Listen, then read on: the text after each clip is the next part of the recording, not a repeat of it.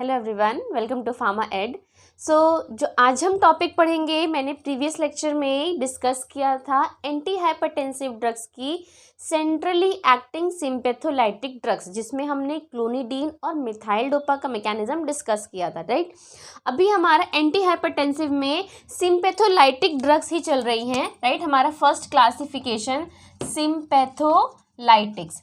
अब सिम्पैथोलाइटिक्स में हमारी थी एक सेंट्रली एक्टिंग सिम्पैथोलाइटिक्स, दूसरी हमारी थी जो सब क्लास थी उसमें alpha adrenergic blockers, Adreno receptor blocker, और दूसरा था बीटा एड्रीनो रिसेप्टर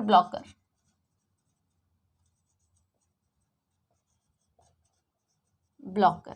ये दो हमारी सब क्लास थी जिनको आज हम डिस्कस करेंगे। अल्फा एड्रेनो रिसेप्टर ब्लॉकर किस तरीके से हाइपरटेंशन में ये यूज़ होती हैं, किस तरीके से एंटी हाइपरटेंसिव इफेक्ट देती हैं, साथ ही साथ ये बीटा ब्लॉकर्स किस तरीके से एंटी हाइपरटेंसिव इफेक्ट देती हैं। ओके, अब सबसे पहले हम ये देखते हैं कि अल्फा एड्रेनर्जिक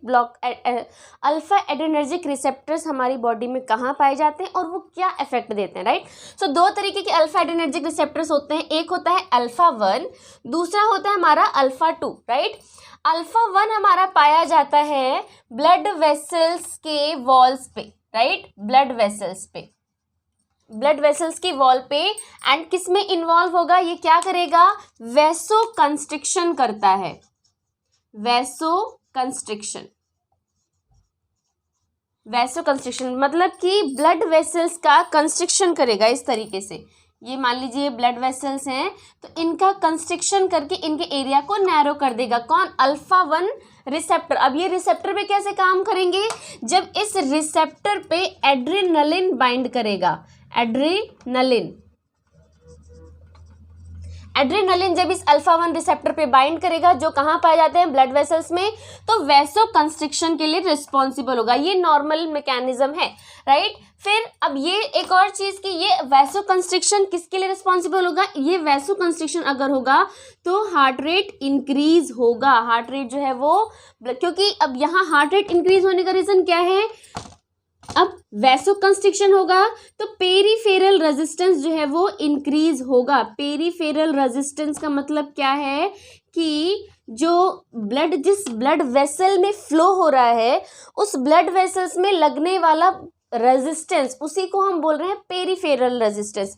मतलब अगर हमारा ब्लड इस ब्लड कैपिलरी में फ्लो हो रहा है तो ये ब्लड हमारी वॉल्स पे कितना रेजिस्टेंस शो कर रहा है, कितना रेजिस्टेंस हो रहा है। अब जाहिर सी बात है कि अगर ब्लड प्रेशर हाई होगा तो पेरीफेरल रेजिस्टेंस भी बढ़ेगा, यानी कि ब्लड भी एक रेजिस्टेंस शो करेगा क्योंकि उसको एरिया एक नैरो मिला है, राइट। तो नैरो एरिया होने की वजह, जितना ही एरिया ब्लड वेसल्स का नैरो होगा उतना ही पेरीफेरल रेजिस्टेंस जो है वो ब्लड का हाई होगा। सो यहाँ वैसो कंस्ट्रिक्शन होगा, पेरीफेरल रेजिस्टेंस होगा, और पेरीफेरल रेजिस्टेंस जितना ज़्यादा हाई होता है उतना ही ज़्यादा इंक्रीज हार्ट रेट होने लगता है। और हार्ट रेट अगर इंक्रीज होगा तो जाहिर सी बात है this leads to the hypertension. Hypertension की कंडीशन जो है वो जनरेट हो जाएगी, यानी कि इस अल्फा 1 रिसेप्टर से एड्रेनलिन जब बाइंड करता है तो ब्लड वेसल्स पे पाई जाती हैं, ये ब्लड वेसल्स पे वैसो कंस्ट्रिक्शन के लिए रिस्पॉन्सिबल होगा कौन, अल्फा 1 रिसेप्टर। एंड ये वैसो कंस्ट्रिक्शन अगर होगा तो पेरीफेरल रेजिस्टेंस होता है, यानी कि ब्लड एक रेजिस्टेंस शो करेगा ब्लड कैपिलरीज में ट्रेवल करने में, उसी को हम बोल रहे हैं पेरीफेरल रेजिस्टेंस। और पेरीफेरल रेजिस्टेंस अगर इंक्रीज होगा तो हार्ट रेट इंक्रीज होगा, जिसकी वजह से हाइपरटेंशन जो है वो इंड्यूस होगा, राइट। अब बात करते हैं अल्फा 2 रिसेप्टर की। अल्फा 2 रिसेप्टर क्या करता है भाई, ये एक्चुअली में देखा जाए तो ये इसके जस्ट अपोजिट एक्शन देता है ना। कैसे, अल्फा 2 रिसेप्टर पाया जाता है प्री सिनेप्टिक न्यूरॉन में, प्री सिनेप्टिक एड्रेनर्जिक न्यूरॉन में, एड्रेनर्जिक न्यूरॉन में, राइट। और किस लिए रिस्पॉन्सिबल होता है, reuptake of adrenaline, reuptake of adrenaline. यानी कि ये जो रिसेप्टर है हमारा, इसके जस्ट अपोजिट फंक्शन कर रहा है, एड्रेनलिन को रीअपटेक करता है। मैंने प्रीवियस लेक्चर में डिस्कस किया है कि जो आपके साइनॉप्स में एड्रेनलिन रिलीज हो रहा है वो अपने रिसेप्टर से जब बाइंड कर लेगा तो वापस से अपना एक्शन देने के बाद उसका रीअपटेक हो जाता है प्री सिनेप्टिक न्यूरॉन में। यानी कि ये मान लीजिए ये न्यूरॉन है, ठीक है, और ये प्री सिनेप्टिक है, ये पोस्ट सिनेप्टिक है। तो यहाँ पे जब एड्रेनलिन रिलीज होगा, अपना एक्शन दे देगा, तो ये वापस से इसका रीअपटेक हो जाएगा। और जब रीअपटेक होगा तो जाहिर सी बात है कि साइनेप्स में एड्रेनलिन का लेवल जो है वो घट जाएगा। ठीक, तो अब एक तरह से अगर हम देखें तो ये जो एड्रेनलिन, ये जो अल्फा 2 रिसेप्टर है, ये एड्रेनलिन के लेवल को घटा रहा है। यानी ये एक तरह से हमारी एंटी हाइपरटेंसिव ड्रग जैसा ही एक्शन दे रहा है। और हमारी एंटी हाइपरटेंसिव ड्रग्स क्या करती हैं कि एड्रेनलिन को उसके रिसेप्टर से बाइंड नहीं होने देती। तो ये जो ड्रग्स हैं, ये जो रिसेप्टर है, बेसिकली क्या करेंगे, एड्रेनलिन के लेवल को साइनेप्स में कम कर रहे हैं। ठीक है, तो इट मीन्स कि ये हमारी ड्रग्स जैसा ही इफेक्ट दे रहे हैं, है ना, यानी इसके जस्ट अपोजिट है।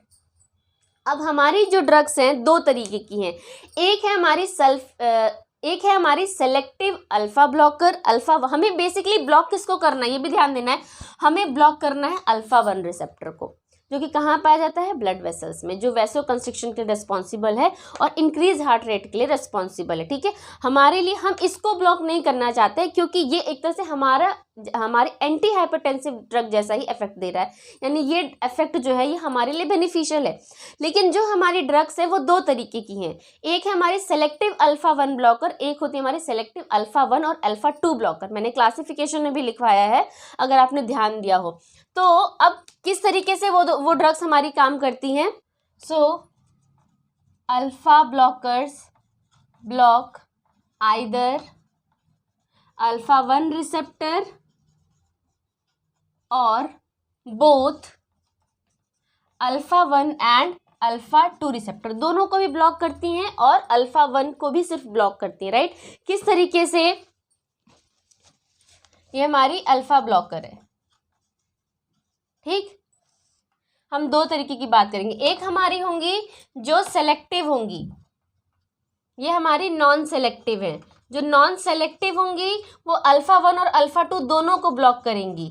ठीक है, और ये हमारी सेलेक्टिव होंगी जो सिर्फ और सिर्फ अल्फा 1 को ब्लॉक करेंगे, अल्फा 2 को ब्लॉक नहीं करेंगे। अब क्या होगा, क्या होगा दोनों की कंडीशन में देख लेते हैं। अब नॉन सेलेक्टिव हमारी ड्रग्स कौन सी आती है, फिनॉक्सीबेंजामीन, बेंजामीन एंड फेंटोलामीन। फेंटोलामीन क्या करेंगी, block both alpha 1 and alpha 2 receptor. ठीक है, तो अब यहाँ पे मैंने बताया कि अल्फा 1 तो ब्लॉक होगा तो हमारे लिए अच्छा इफेक्ट है, लेकिन अल्फा 2 अगर ब्लॉक होगा तो जाहिर सी बात है कि साइनेप्स में एड्रेनलिन का लेवल बढ़ जाएगा क्योंकि उसका रीअपटेक बंद हो जाएगा ना। अल्फा 2 तो रीअपटेक करता है, उसको वापस से प्रीसिनेप्टिक में लेगा। तो जब ये ही ब्लॉक हो जाएगा तो एड्रेनलिन का लेवल तो हमारे साइनेप्स में बढ़ा ही रहेगा और हमें घटाना है। तो हम ये अगर हम ब्लॉक करते हैं तो हमारी ड्रग, ये अगर ड्रग हमारी ब्लॉक करेगी तो हमारी ड्रग्स उतना ही ज़्यादा एडवर्स इफेक्ट देंगी। सो इसलिए ये जो हमारी फिनॉक्सीबेंजामीन है और फेंटोलामीन है, ये क्या करेंगी, प्रोड्यूस एडवर्स इफेक्ट, क्योंकि दोनों चीज़ें एक साथ ब्लॉक हो रही हैं। सो ये चीज़ याद रखिए, जो भी ड्रग हमारी नॉन सेलेक्टिव रहेगी, चाहे वो नॉन सेलेक्टिव बीटा ब्लॉकर हो, चाहे वो नॉन सेलेक्टिव अल्फा ब्लॉकर हो, उनके एडवर्स इफेक्ट ज़्यादा होंगे as compare to alpha selective 1। Okay, so produce adverse effect, कौन सा एडवर्स इफेक्ट प्रोड्यूस करेगी, टेकीकार्डिया। टेकीकार्डिया ये प्रोड्यूस कर सकती हैं जो नॉन सेलेक्टिव हमारी अल्फा ब्लॉकर्स। ओके, वहीं पे हमारी अगर सेलेक्टिव बात करें, सेलेक्टिव में हमारी कौन सी आती हैं, पैराजोसिन एंड टेराजोसिन। ठीक है, ये हमारी क्या करेंगी, ब्लॉक ओनली अल्फा 1 रिसेप्टर। ठीक है, तो जब ये ड्रग्स अल्फा 1 रिसेप्टर को ब्लॉक करेंगी तो इनहिबिट द या block the vaso constriction effect. Vaso constriction करता ना अल्फा 1 रिसेप्टर, तो वैसो कंस्ट्रिक्शन इफेक्ट को ही ये ब्लॉक कर देंगे, और जब वैसो कंस्ट्रिक्शन नहीं होगा तो प्रोड्यूस वैसो डायलेशन हो जाएगा, प्रोड्यूस वैसो डायलेशन। अब वैसो डायलेशन अगर होगा, वैसो डायलेशन समझते हैं, मतलब कि ये वैसो कंस्ट्रिक्शन है, ये ब्लड वेसल कंस्ट्रिक्टेड है, ठीक है, तो यहाँ पे पेरिफेरल रेजिस्टेंस भी बढ़ा हुआ है, यानी कि ब्लड का रेजिस्टेंस भी बढ़ा हुआ है, और पेरिफेरल रेजिस्टेंस बढ़ेगा तो हार्ट रेट बढ़ेगा, ठीक है, हाइपरटेंशन बढ़ेगा। तो सेम अगर इसके जस्ट अपोजिट अगर हम वैसो डायलेशन कर देते हैं, ब्लड को एक ज़्यादा जगह दे देते हैं फ्लो होने के लिए, तो हमारा पेरिफेरल रेजिस्टेंस जो है वो घट जाएगा, यानी कि ब्लड को अब ज़्यादा रेजिस्टेंस नहीं लगाना पड़ेगा उसमें फ्लो होने के लिए, वो इजीली फ्लो हो जाएगा। तो अगर पेरिफेरल रेजिस्टेंस अगर डिक्रीज हो जाएगा तो जाहिर सी बात है कि हार्ट रेट क्या हो जाएगी, डिक्रीज हो जाएगी या नॉर्मल पे आ सकती है, राइट, और हाइपरटेंशन जो है वो रिड्यूस हो जाएगा। तो सिंपल सी एकदम फिनोमिना है, सब चीज़ें कंसेप्चुअल, इसमें कुछ भी कंफ्यूज होने वाली बात ही नहीं है। सो अल्फा 1 रिसेप्टर्स क्या करेंगी, वैसो डायलेशन करेंगी, और रिफ्लेक्स टैकीकार्डिया नहीं करेंगी, जो कि हमारी नॉन सेलेक्टिव वाली कर रही थी। So that alpha 1 receptor blockers are more prominent and more useful. Okay, so ये तो था हमारा अल्फा 1 रिसेप्टर का मैकेनिज्म। अब हम बात करेंगे हमारे बीटा रिसेप्टर्स का।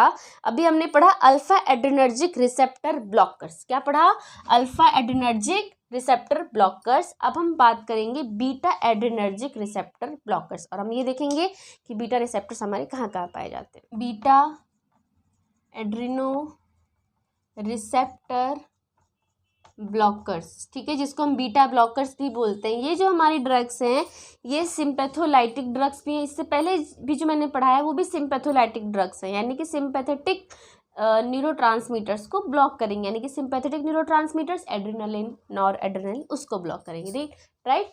इससे पहले जो मैंने अभी आपको अल्फा एड्रेनो रिसेप्टर्स ब्लॉकर्स पढ़ाया था, उसमें सबसे पहली बात कि वो जो ड्रग्स हैं उनका एडवर्स इफेक्ट ये भी है कि वो ड्रग विड्रॉल सिम्टम्स भी प्रोड्यूस करती हैं, यानी कि इनिशियल जब डोज देंगे अगर पेशेंट को तो स्टार्ट हमेशा 1 mg से करते हैं, उसके बाद डोज को स्टार्टिंग में धीरे धीरे करके बढ़ाया जाता है। स्टार्टिंग में हम इनिशियली बहुत हाई लोडिंग डोज कभी भी पेशेंट को नहीं देंगे, क्योंकि इससे क्या हो जाएगा, पेशेंट को बहुत सारे एडवर्स इफेक्ट प्रोड्यूस हो सकते हैं। सो दैट जो हमेशा जो सिंपैथोलाइटिक ड्रग्स होती हैं उनको हमेशा स्मॉल डोज से शुरू किया जाता है। ओके, सो वैसे ही और जो बीटा रिसेप्टर ब्लॉकर्स हैं ये भी हमारी ड्रग्स विड्रॉल सिम्टम प्रोड्यूस करती हैं। अगर बहुत लॉन्ग टर्म पे कोई ले रहा है और उसके बाद उसको छोड़ दे तो विड्रॉल सिम्टम प्रोड्यूस होता है।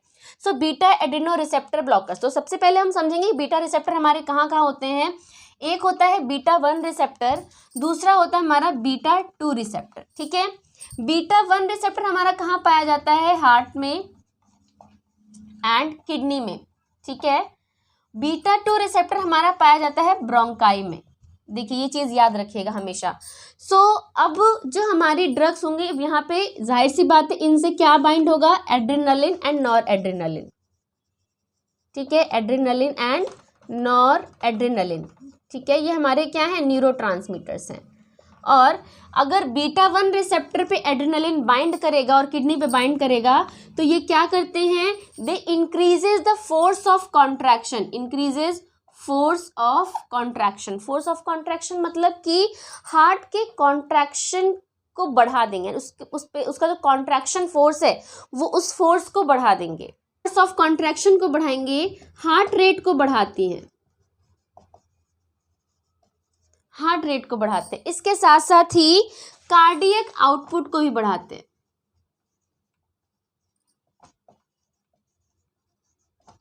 ये तीनों टर्म जो है काफ़ी इंपॉर्टेंट है, मतलब कि जो हमारे नॉर्मली ये कंडीशन में ये एड्रेनालिन बीटा 1 रिसेप्टर पे बाइंड करता है हार्ट के एंड फोर्स ऑफ कॉन्ट्रैक्शन को बढ़ाता है, हार्ट रेट को बढ़ाता है एंड कार्डियक आउटपुट को बढ़ाता है। ये टर्म्स क्या है समझाती हूँ मैं। फोर्स ऑफ कॉन्ट्रैक्शन का मतलब है कि जो हार्ट है हमारा कितने कॉन्ट्रैक्शन से या कितने फोर्स से कॉन्ट्रैक्ट हो रहा है, जितने फोर्स से वो कॉन्ट्रैक्ट होगा उतना ही उसमें ब्लड का प्रेशर जनरेट होगा और उतना ही हार्ट रेट जो है वो इंक्रीज होगी। कॉन्ट्रैक्शन का मतलब है कि जो हार्ट है वो कितने फोर्स से कॉन्ट्रैक्ट हो रहा है, जितना उसका कॉन्ट्रैक्शन फोर्स होगा, जितना ही फोर्स से वो कॉन्ट्रैक्ट होगा, उतना ही उसका जो आप बोल सकते हैं कि हार्ट रेट इंक्रीज होगा। कैसे? मतलब अगर हार्ट जो है हाई फोर्स ऑफ कॉन्ट्रैक्शन है, ठीक है, तो जाहिर सी बात है कि उसका आउटपुट भी ज़्यादा होगा। ठीक है, मतलब जितना फोर्स से वो कॉन्ट्रैक्ट हो रहा है उतना ही उसका आउटपुट, यानी कि ब्लड पंप करने का आउटपुट, जो वॉल्यूम है वो भी बढ़ेगा। उसी को हम बोलते हैं कार्डियक आउटपुट।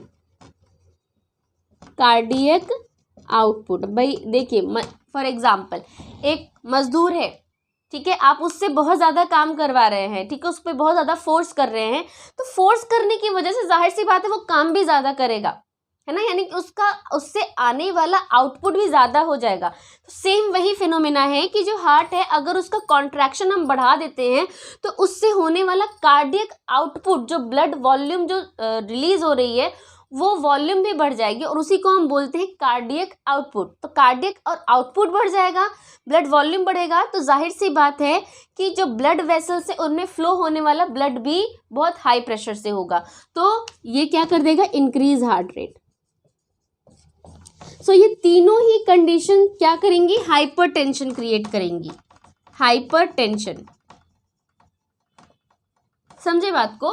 तो इस तरीके से जो हमारे बीटा 1 रिसेप्टर हैं वो फोर्स ऑफ कॉन्ट्रैक्शन करते हैं, हार्ट रेट को इंक्रीज करते हैं, कार्डियक आउटपुट को इंक्रीज करते हैं, राइट। इसके साथ साथ जो हमारा किडनी है वो क्या फंक्शन करता है? किडनी अगर हम बेसिकली बात करें तो इसका जो रोल है वो रेनिन रिलीज में है।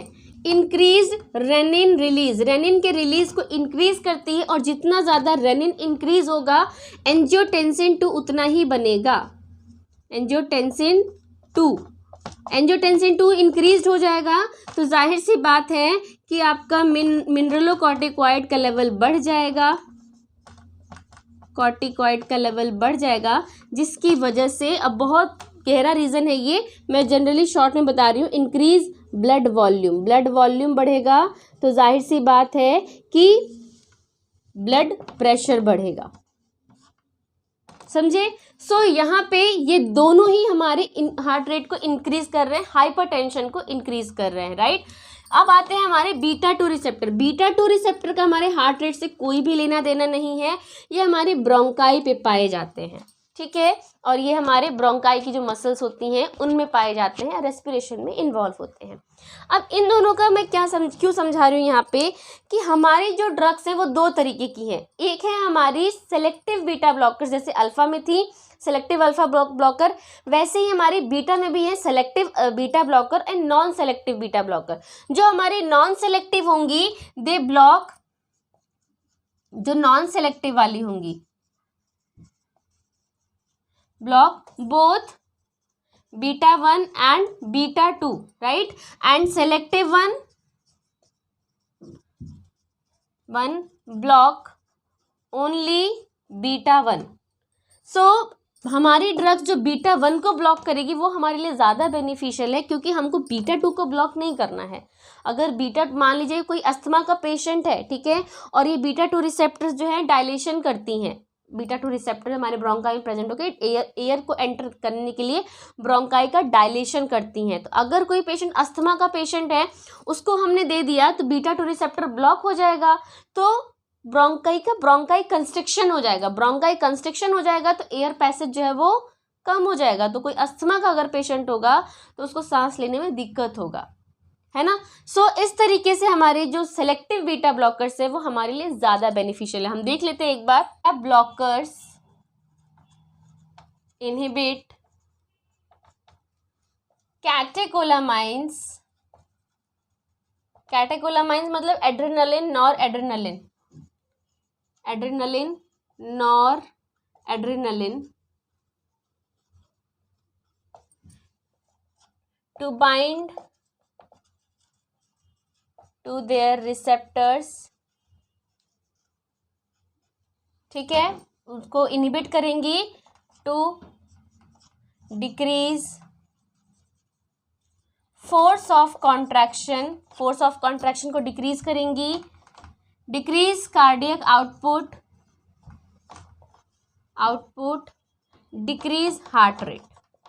मतलब बीटा ब्लॉकर्स हमारी क्या एक्शन देंगी, फोर्स ऑफ कॉन्ट्रैक्शन को डिक्रीज करेंगी, कार्डियक आउटपुट को डिक्रीज करेंगे और हार्ट रेट को डिक्रीज करेंगी, जिसकी वजह से हमारी जो ड्रग्स का जिसकी वजह से जो एंटी हाइपरटेंसिव इफेक्ट आना है या हाइपरटेंशन को रिड्यूस करेंगी, reduce decrease hypertension.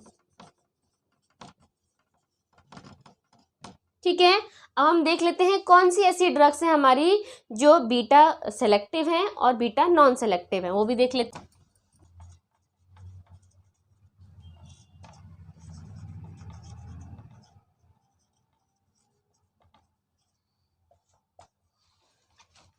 Non cardio selective,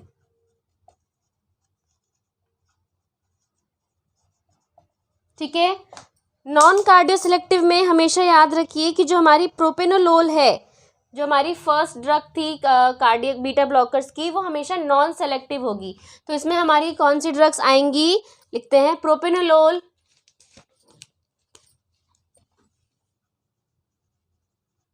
propranolol, नाडोलोल, timolol, timolol, pindolol, sotalol.